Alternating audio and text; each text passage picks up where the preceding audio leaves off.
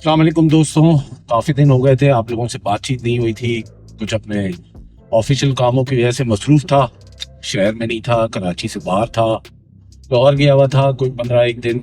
उस वजह से काफ़ी मसरूफियत रही और इसी दौरान कोई ऐसा टाइम नहीं मिल सका कि मैं आप लोगों से किसी टॉपिक पे बात कर सकूं। तो आज बस ऐसे ही ज़रा बाहर निकला था, छुट्टी का दिन था, तो मैंने कहा आप लोगों से कुछ दिल की बात की जाए कराची के हवाले से। तो जो कराची का आजकल हाल है उस पे आज की वीडियो में हम थोड़ा सा डिस्कस करेंगे। एक दौर था दोस्तों जब हम छोटे थे तो कराची को रोशनियों का शहर कहा जाता था और इसमें कुछ शक नहीं, उस वक्त कराची बड़ा डेवलप्ड सिटी हुआ करता था पाकिस्तान का। लेकिन over a period of time, पिछले कोई तकरीबन अगर हम बात करें 20 सालों में, तवातुर से कराची के साथ जो किया गया है वो उसके बारे में आप सब जानते हैं और उस पर ज़्यादा बात की भी नहीं जा सकती। लेकिन कराची का इंफ्रास्ट्रक्चर हो, कराची की सिक्योरिटी हो, कराची के लोगों का लाइफस्टाइल हो, उस सबको तवातुर के साथ पिछले 20 साल में किसी ना किसी प्लानिंग के साथ उसको तबाह किया गया है। इसमें तो कोई शक नहीं है। अभी मैं लाहौर था, 15 दिन मैंने लाहौर को देखा, लाहौर की रोडों को देखा, लाहौर के इंफ्रास्ट्रक्चर को देखा। लाहौर में जिस तरह डेवलपमेंट की गई है वो लग ही नहीं रहा था कि वो कोई पाकिस्तान का शहर है। मैं किसी दुनिया के और किसी मुल्क की बात नहीं कर रहा, मैं दुबई की बात नहीं कर रहा, मैं लंदन से कंपैरिजन की बात नहीं कर रहा, लेकिन पाकिस्तान में ही दो इतनी एक्सट्रीम्स मौजूद हैं कि लाहौर और दूसरी तरफ कराची। कराची में रोडों का हाल आपके सामने है, कोई इंफ्रास्ट्रक्चर का मतलब बेड़ा गर्क कर दिया गया है। पिछले, मैं तकरीबन अगर बात करूं पिछले 3-4 सालों में तो लाहौर को इतना डेवलप कर दिया है कि जिसकी कोई इंतहा नहीं है। और दूसरी तरफ कराची उतना ही क्या कहना चाहिए, तबाह हाल कर दिया गया है। रोडें हैं खुद ही पड़ी हैं, बन के ही नहीं दे रही, कुछ समझ नहीं आ रहा। अभी मैं आपको बताऊं, पिछले 1.5 साल से मेरे बिल्कुल घर के सामने की रोड बर्बाद खुद ही पड़ी हुई थी।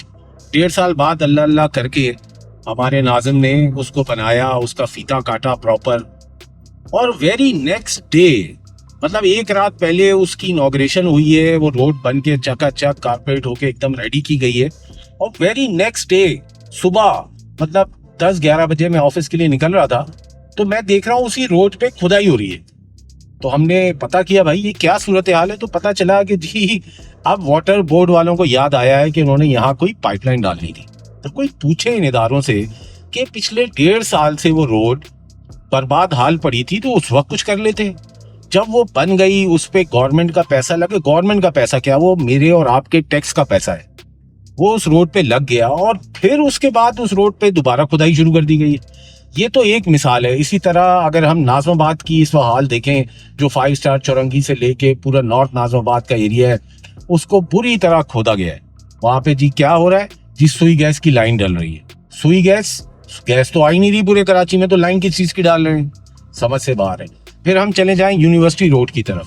यूनिवर्सिटी रोड को पिछले तकरीबन मैं अगर कमोबेश बात करूं पिछले 1.5-2 साल से वो पूरा यूनिवर्सिटी रोड खुदा पड़ा हुआ है सिविक सेंटर तक। क्यों जी?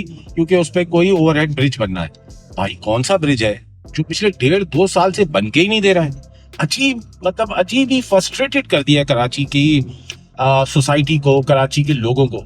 पहले तो कराची के अंदर एक मसला था कि पॉलिटिकल इश्यूज थे, वो कुछ हद तक कंट्रोल हुए, तो उसके बाद राहजनी के वाकयात बहुत बढ़ गए, स्नैचिंग के वाकयात बहुत बढ़ गए।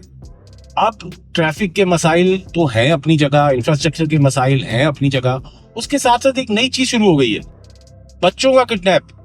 हर दूसरे दिन सुनने को आता है कि जी फला एज का बच्चा है उसको किडनैप कर लिया गया, फला जगह से सुनने में आती है सेम स्टोरी। मतलब कुछ समझ नहीं आ रहा कराची के साथ क्या किया जा रहा है। अजीब ही, मतलब कोई पुरसाने हाल ही नहीं है इस शहर का। फिर दिल तो बहुत खराब होता है, जाहिर सी बात है, इसी शहर में पले बड़े हैं, एक अरसा 40 साल के करीब उम्र है वो इस शहर में गुजारी है, काफी नशेब व फराज देखे हैं, इस शहर का प्राइम टाइम भी देखा है। लेकिन अब समझ नहीं आ रहा कि इस शहर को क्या नजर लग गई है, गवर्नमेंट कोई जानबूझ के ऐसा काम कर रही है या मतलब समझ से बाहर तक बात है कि 20 साल से अगर इस शहर को हम देखें तो इसमें कोई इम्प्रूवमेंट नहीं आई है पिछले 20 सालों में। बल्कि उल्टी खराबी ही चल रही है। रोड्स हैं वही पुरानी रोड्स हैं, उन पे बस पैचिंग कर दी जाती है, कारपेटिंग कर दी जाती है।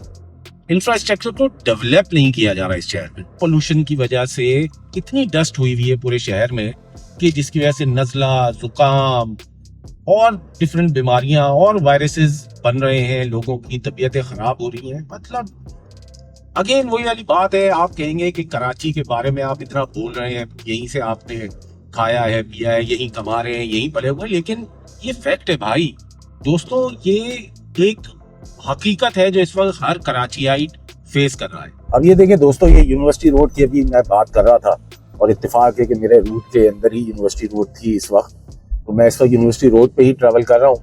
तो आप देखें क्या चौड़ी रोड हुआ करती थी, 2 लेन की, 3 लेन की, अब ये 1 लेन पे आके रोड आ गई है। दूसरी तरफ मतलब रोड पूरी खुदी हुई है पिछले 1.5-1 साल से।